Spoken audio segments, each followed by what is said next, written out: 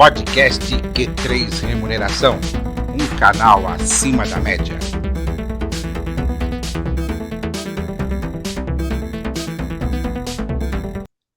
Olá, você profissional de gestão de pessoas e especialmente de remuneração. Está começando mais um episódio do Podcast Q3 Remuneração, um canal acima da média, uma iniciativa da RH Plus, referência em remuneração, a consultoria que não fecha negócios, abre relacionamentos. Eu sou Vanderlei Abreu, jornalista especializado em recursos humanos, e comigo está Matheus Oliveira, idealizador do Q3 Remuneração e sócio-diretor da RH Plus, que vai dar alguns recados antes de iniciarmos o nosso programa. Olá, Matheus.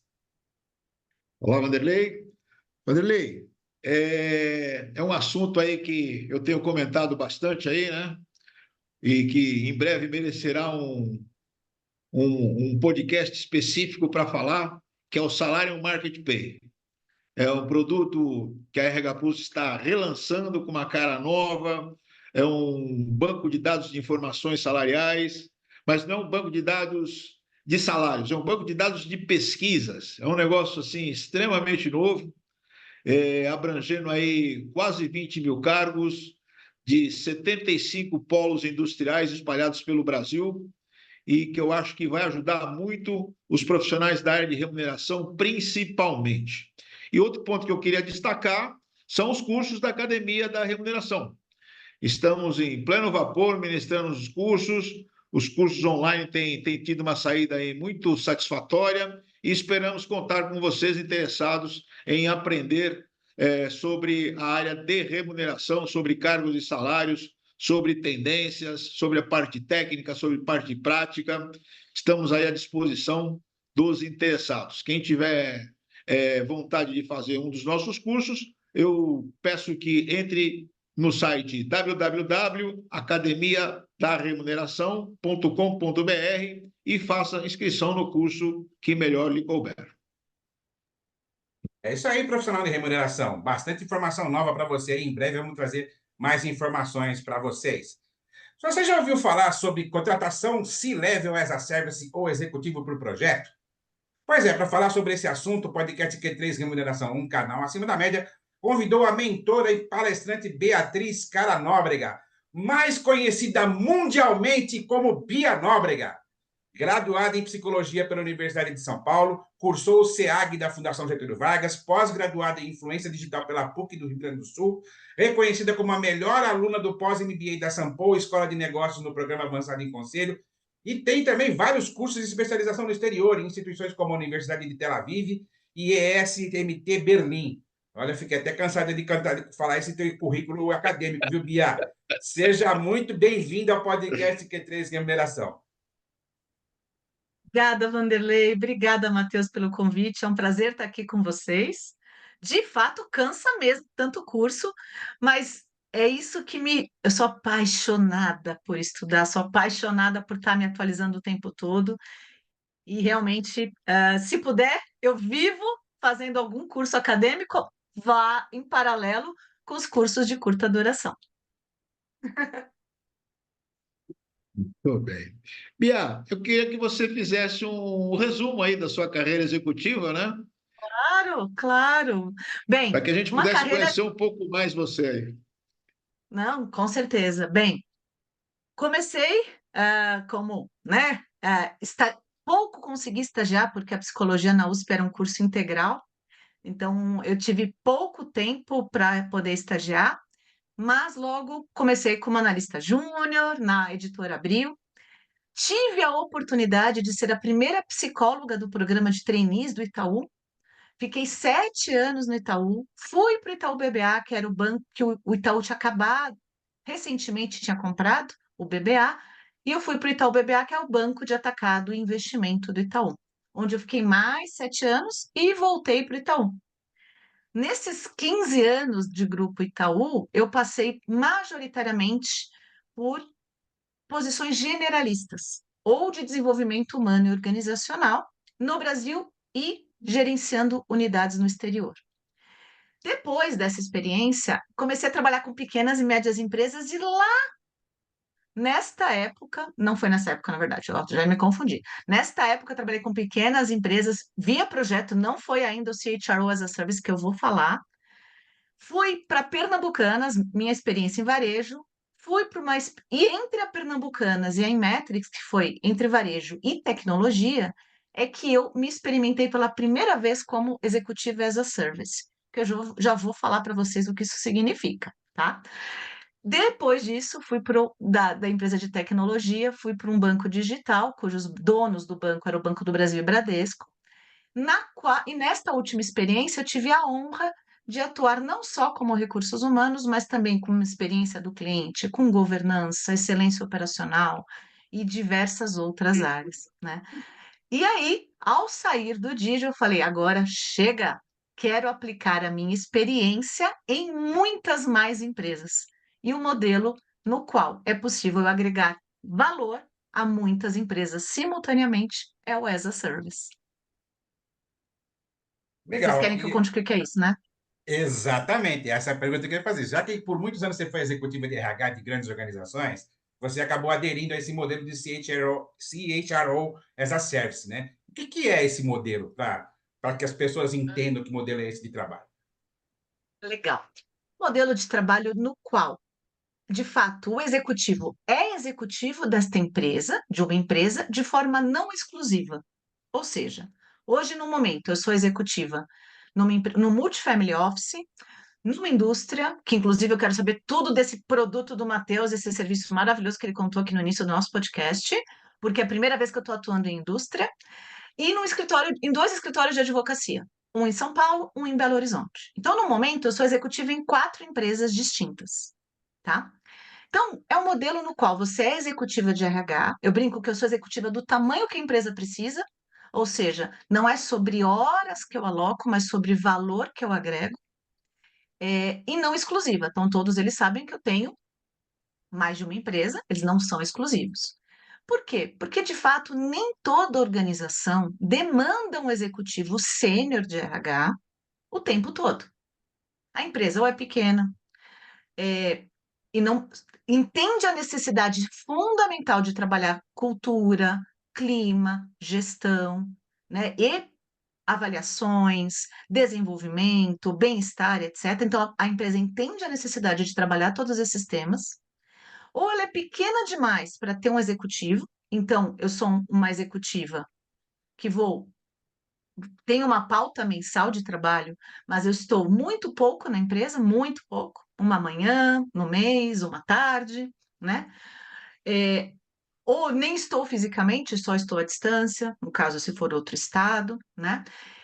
Mas se a empresa é maior, aí eu gerencio o time que está lá no dia a dia, né? Então, é uma pessoa que pode gerenciar ou não time, se tem necessidade ou não de time, é uma pessoa que garante uma pauta estratégica e tática, né? No caso meu, de recursos humanos, é, e trabalha por valor agregado e não por horas trabalhadas. Por isso que dá para trabalhar de forma não exclusiva com mais de uma empresa.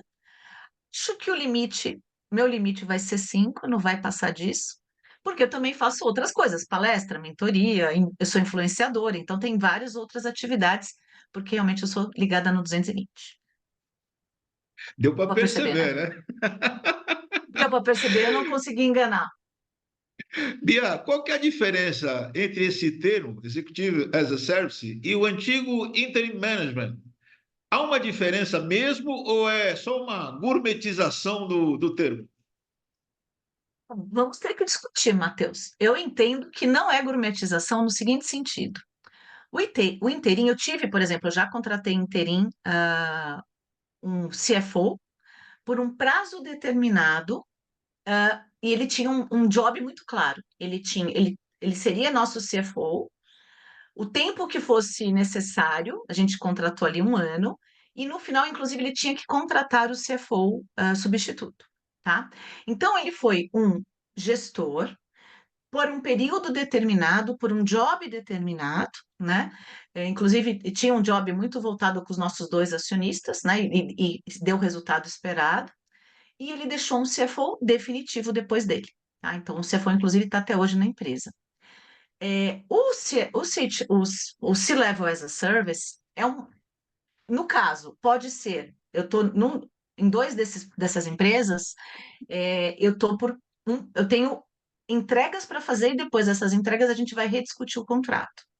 Nos outros dois, não. Eu sou uma executiva sem prazo determinado, então eu não estou substituindo ninguém, eu não estou cobrindo espaço de ninguém em duas dessas empresas, né? Então eu não estou cobrindo um período, né? Não estou fazendo uma substituição temporária, mas eu estou, de fato, como executiva, só que não exclusiva. Ponto. Por prazo indeterminado.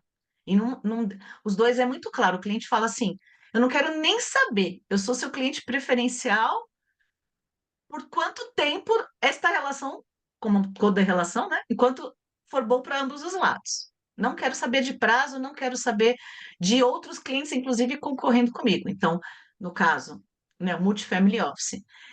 Eu até tenho alguns pedidos de empresas muito semelhantes, então vai caber a mim avaliar se existe ou não conflito de interesse. Mas eu tenho esse cliente preferencial por prazo indeterminado.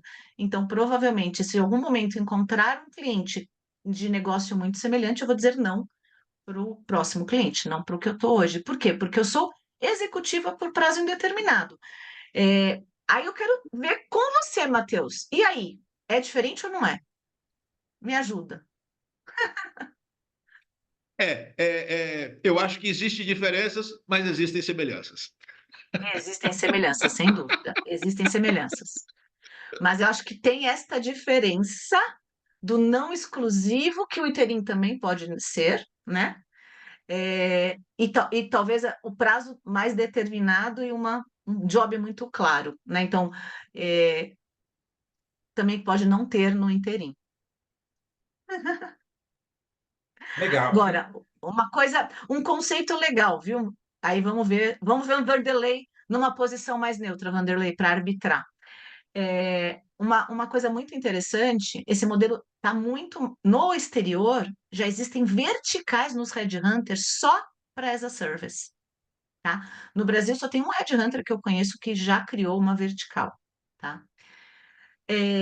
Por quê? O que que acontece? De fato, a gente está falando cada vez mais, as pessoas cada vez mais jovens, saiu agora na ATD, né, que foi semana passada ou retrasada, um dos dados que saiu de lá é que os jovens também querem mais de um job, querem mais de uma empresa, né? E a gente sabe de vários desenvolvedores que estão com duas, três empresas, Brasil e exterior, né? Então, o que acontece? Os jovens também querem diversidade. E nós que temos muita experiência, queremos agregar valor a mais de uma empresa. Alguns, não todos, né? No meu caso, eu quero. Então, o que acontece? Esse modelo visa atender a não exclusividade, agregando valor, né? Então, é um modelo muito que a gente está chamando da economia do valor. Né? Então, qual é o valor que eu agrego, independente do nome, né, Matheus? Independente do nome, é qual o valor que eu agrego para esta organização num modelo extremamente flexível, que eu não contrato horas, eu contrato o serviço, né? Tudo bem. É isso. Legal. Para dar uma apimentada um pouco mais nessa discussão, né? O consultor ele também agrega valor. Também agrega Agrega valor. Então, aí qual que é a diferença entre o C-Level as a Service e a o consultoria? consultor. Então, e a semana passada, a minha diretora, né, e mentora, Cris Achê, do curso de conselho que eu fiz em 2018, e a Gabriela Baumgarten, né, ex-presidente do IBGC, as duas juntas vieram, Bia, para mim você é uma consultora. Elas falaram claramente, Bia, para mim você é uma consultora, porque elas ouviram o meu pitch, né? E aí elas falaram, você é uma consultora. Eu falei, eu entendo que eu não sou consultora no seguinte sentido. A consultora é contratada para atacar uma determinada dor ou entregar um determinado programa ou projeto. Eu sou contratada para, e pode ser só um diagnóstico também. A consultora pode ser contratada para um diagnóstico, né? Eu sou contratada para resolver as questões de RH, ponto. Sejam elas quais forem, e normalmente a empresa não sabe, né? Então, normalmente não. Quem me contrata é o CEO ou o conselho. Não é o RH que me contrata. E ele não sabe o que ele precisa. Normalmente, ele só fala assim: o meu RH não está bom, ou eu não tenho RH e preciso de um RH, ou eu sei que eu preciso dar um upgrade no RH, eu acho que eu preciso de alguém sênior, mas não o tempo todo. Ele sabe que tem alguma coisa para melhorar, mas ele não sabe o quê. Então, eu entendo que o consultor, ele faz diagnóstico, ele faz desenho de soluções e entrega de soluções. Alguns consultores mais estratégicos, inclusive, só recomendam e fica para organização e implementação. O executivo, as a service, de fato, é um executivo, ele põe a mão na massa, né? Então, por exemplo, num deles, eu fui lá, contratei uma ferramenta, eu fui lá, implementei a ferramenta, né? Nesse caso, eu fui até o nível operacional, inclusive, né? Então, eu saí até do nível executivo e tático, fui até lá para o operacional, de fato, contratei a ferramenta, porque essa empresa é muito pequenininha, eu tenho até uma pessoa de apoio, mas não especializada, então eu fiz né, todo o trabalho, né? É, provavelmente, um consultor, vamos pegar esse exemplo, um consultor para avaliação de desempenho, inclusive eu sei quem é a consultoria que eles contrataram um ano antes, que eu que indiquei, me queriam há muito tempo, e eu estava ainda na organização e eu não queria mudar ainda de modelo. A consultora foi lá e entregou o quê? O conteúdo da avaliação. Então, assim, olha, o que a gente precisa avaliar nesse ano é isso, dessa forma. Aí eles foram lá, pegaram alguém que escolheu a ferramenta que na época também eu que indiquei, foi lá, colocou na ferramenta, etc, etc. Agora, como executivo as a service, eu fui lá, defini o que seria avaliado, como seria avaliado, contratei a ferramenta, implementei a ferramenta, comuniquei, treinei, entendeu? Eu acompanhei o comitê, então fui tudo o que de fato um consultor faria até um certo pedaço, né? Então, de fato, eu sou uma colaboradora, né? Num modelo não exclusivo, que vou fazer tudo, inclusive contratar consultoria para apoiar se for necessário. Inclusive, Matheus, temos que falar de remuneração depois.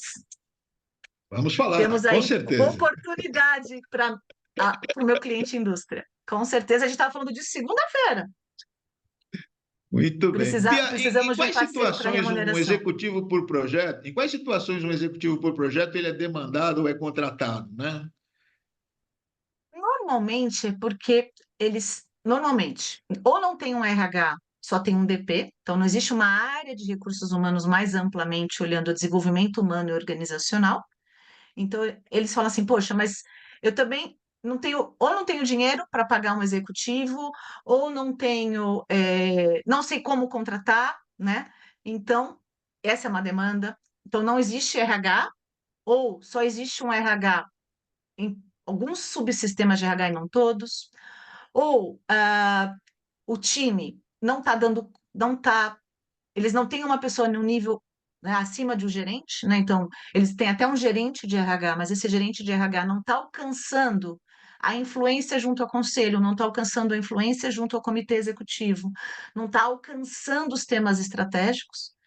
Só que eles também não precisam de um executivo full-time para esses temas, né? Então, o executivo as a service entra como este diretor que está junto do CEO e do conselho, né? E vai fazer a gestão desse gerente e esse time, né? Então, é, é muito assim, eu tenho a necessidade, e todo mundo, sinceramente, entre nós tem necessidade de ter uma área de RH bem estruturada. A gente sabe o valor que uma área de RH bem estruturada pode agregar ao negócio, né? A gente consegue, via cultura e clima, alavancar os resultados de uma organização, né?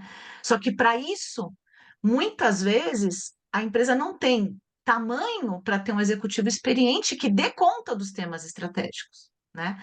Então, em muitas das empresas, inclusive, eu vou lá, se tem um time, essa indústria, por exemplo, eu vou sair, né? Vou formar esse time e vou deixar esse time, né? Não vou, é uma indústria grande, eu não vou permanecer, eu vou formar alguém, vou ter alguém pronto para tocar essa cadeira depois de forma definitiva. Então, e aí poderia ser chamado de interim neste caso, certo, Matheus? Mas lembrando que é não exclusivo, então é um interim que eu sou executiva lá em outros lugares também, tá? Mas de fato é muito por demanda ou temporária, e aí seria melhor chamado de interim, ou uma demanda de uma pessoa mais sênior, não exclusiva, ou eu não sei qual é a demanda, eu acho que eu preciso de um RH diferente do que eu tenho hoje, ou nem tenho RH, né? Então, eu estou pegando aqui o RH como exemplo. Mas dentro de uma comunidade que eu estou, o que mais tem lá é CTO, tecnologia, CFO, finanças, CMO, marketing, CEO ou operações. Tem também bastante comercial, mas assim, tem todas as grandes áreas. Todas as grandes áreas têm as a service hoje, muito em startup, pequenas e médias empresas. Legal, vamos entrar num É assunto um isso. pouco mais sensível agora, né? Já que você falou que você atende 4 empresas como diretor de recursos humanos as a service. Como criar vínculo com a organização, em especial em relação à cultura da empresa, já que você não é exclusiva de nenhuma delas? Vou até pegar um livro aqui. O primeiro livro de experiência do colaborador, eu participei dele, o primeiro livro no Brasil. E em todas as. Então, vamos lá. Itaú, Pernambucanas, Inmetrics e Digio, nas 4 empresas, eu trabalhei cultura. Com a mesma metodologia, inclusive. Tá? Só o Itaú BBA, que foi outra metodologia, foi a Carolyn Taylor, que é maravilhosa. Estava escutando, inclusive, o podcast dela agora mesmo, Walking the Talk. O podcast é Walking Your Talk. O livro é Walking the Talk.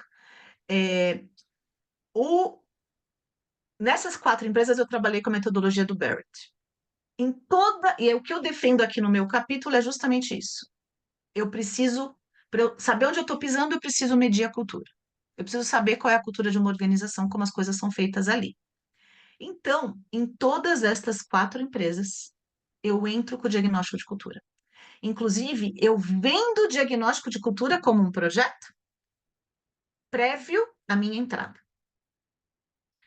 E o próprio diagnóstico, Vanderlei, ajuda muito na conexão. Então, primeiro, eu vou medir essa cultura, vou saber o que lá, qual é a cultura atual e qual é a cultura desejada, e quais são os valores pessoais de cada um dos colaboradores quando a empresa tem tamanho para isso. Quando a empresa é muito grande, por exemplo, a indústria, eu estou fazendo só com a liderança, tá? Inclusive, soltei hoje o formulário. Estou fazendo só com a liderança, tá? Mesmo porque é a liderança que molda a cultura, tá? Então, quando não dá para fazer com todo mundo, eu faço só com a liderança, quando dá para fazer com todo mundo, eu faço com todo mundo. Então, o primeiro passo é saber onde eu estou pisando, que empresa é essa? E durante este diagnóstico, o diagnóstico é só os valores, e aí eu faço conversas individuais, dependendo do tamanho da empresa, né? Aí depende também do recorte.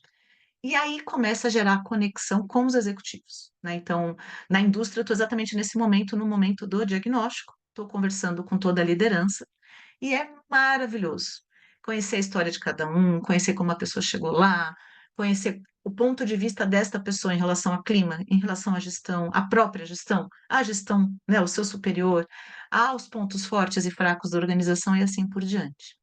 Então, esta é a condição para eu entrar. E eu falo muito com outras CHRO as a Service sobre este modelo. E, de modo geral, todas nós entramos da mesma forma. Os CMOs também, converso bastante com os CMOs, pessoal de marketing. Necessariamente, a gente primeiro tem que saber onde está entrando.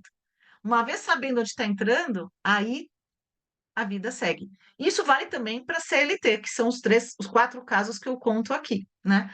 É o que eu fiz, não Itaú, o Itaú não, foi em 2005, eu entrei em 1998. Em 2005 eu tenho autorização, tanto da Pernambucanas quanto do Itaú para falar do case, porque eu já falei em congresso a respeito, porque o case do Itaú é case de Harvard, inclusive a transformação cultural do Itaú. Então, é um case conhecido, eu também sou uma das pessoas autorizadas a falar, porque eu participei em 2005 do primeiro grupo de trabalho, né? E fui até 2013 acompanhando essa história. Bia, pegando um gancho do que você está falando aí, como é que a atuação é vista pelos pares quando você entra para atuar como um executivo contratado por projeto, né? Como é que se dá essa relação aí? Como é que você é vista por eles? Olha, ótimo ponto, Matheus. Num primeiro momento, todo mundo estranha, tá? Todo mundo estranha, mas que história é essa? Mas ela não vai estar aqui todo dia, mas isso vai dar certo? Será que é o melhor caminho, né? Mas uma vez enfrentada essa barreira, uma vez feita, né, a primeira conversa individual ou a primeira conversa coletiva, de modo geral, sou super bem recebida, né? Por quê? Porque normalmente eles percebem, até porque eu começo com o diagnóstico de cultura é como, sabe assim, mostra a realidade. A pessoa, e aí eu compartilho, né, o diagnóstico, mostra a realidade, as pessoas falam, ops, é exatamente o que a gente está vivendo, a gente precisa de ajuda para tratar. A gente precisa de ajuda para evoluir nossa cultura. Por quê? Porque a cultura devora estratégia no café da manhã. A famosa frase do Peter Drucker, né? Então, de fato, quando eles falam assim, putz, está aqui minha entropia cultural. É alta, é baixa, é média. Nossa, isso aqui é a cultura percebida, essa é a cultura desejada. Ela está distante ou ela está mais próxima. Então, eles percebem que precisam de ajuda, né? Fora que temas de liderança, né? Desde que o mundo é mundo, né? A Vicky Bloch, eu estive com ela num evento no início de maio, ela falou, poxa, há 40, sei lá, 3, 47, sei lá, anos, todo mundo fala que tem que desenvolver liderança. Porque sim, tem que desenvolver. Somos humanos. Os desafios cada vez mais complexos, o mundo cada vez mais caótico. Como que os líderes vão trabalhar, né, nesse cenário? Eles precisam ser suportados e desenvolvidos. Então, liderança, todo mundo sente necessidade. Comunicação interna, todo mundo sente necessidade. Agora, a questão de bem-estar, saúde mental. Então, de fato, uma executiva de RH que traga essas pautas à tona, né, no nível correto, porque às vezes, né, até é injusto com eventuais antecessores, né, porque eventualmente a pessoa estava no nível tático, não davam a ela a opção de entrar no nível estratégico. Quando entra alguém de RH no nível estratégico, depois que os pares aceitam a necessidade, eles falam: nossa, como a gente viveu sem até agora?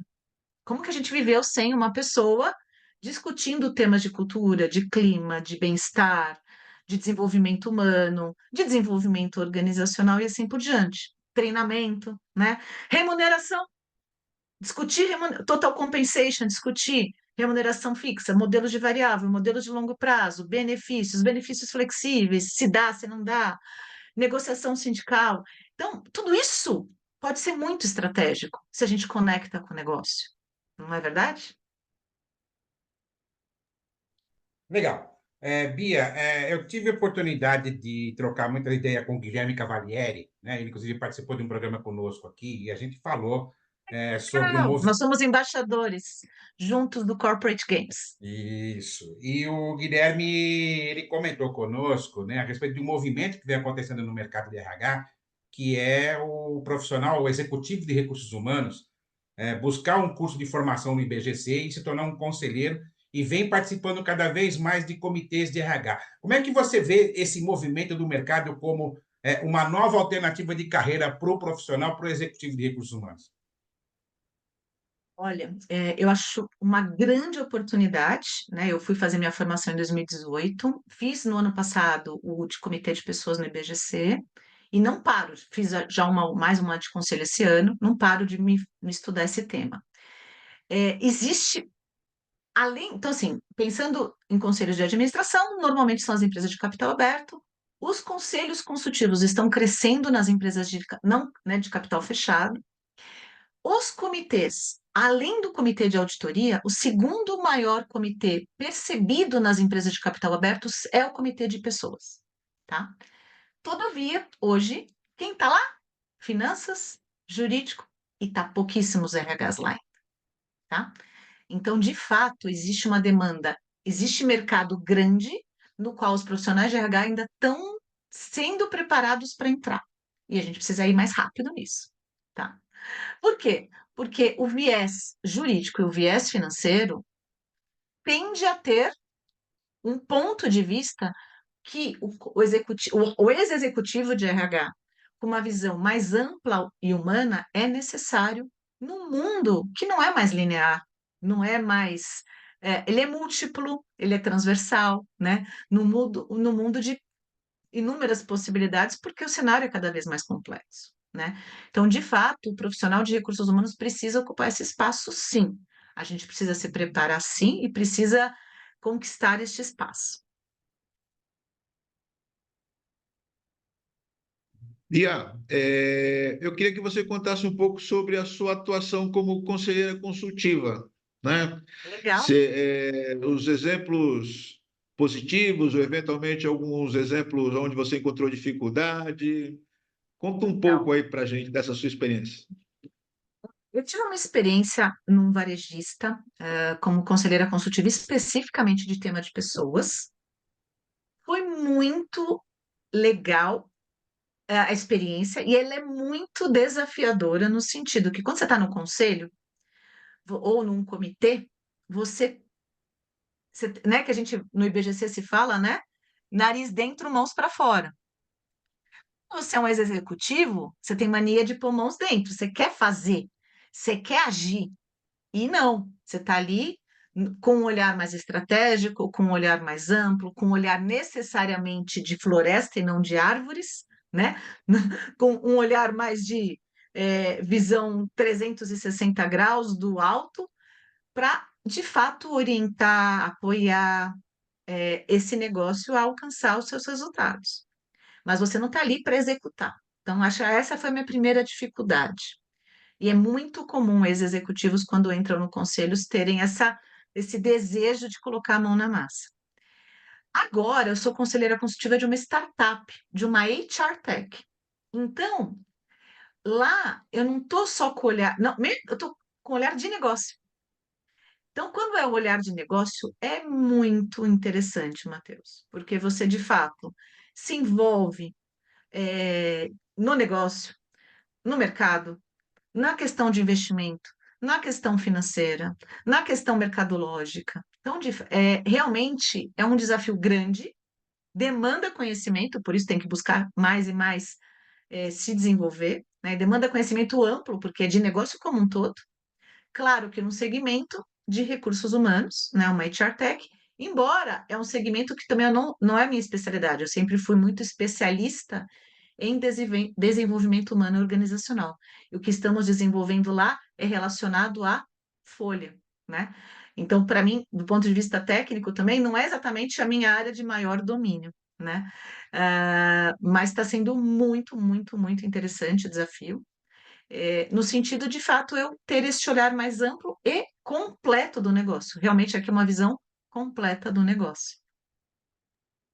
Esse ponto é muito importante, né, Bia? Porque isso é uma coisa que uma pessoa que eu tive a oportunidade de assessorar no desenvolvimento de um livro, que é o Governança Corporativa Passo a Passo, do José Luiz Bichuete, que foi, inclusive, dirigente do IBGC, ele coloca isso muito claro no livro dele, né? Não. Que o conselheiro consultivo, ele não pode ter uma visão de execução, né? Até mesmo para evitar tolher o trabalho do executivo que está lá dentro, né? O objetivo do conselheiro é atuar de forma estratégica, ou seja, meio como um mentor mesmo, olha, vai por aqui, por aqui, por aqui, por aqui. Mas quem tem que colocar a mão na massa é o executivo que está lá.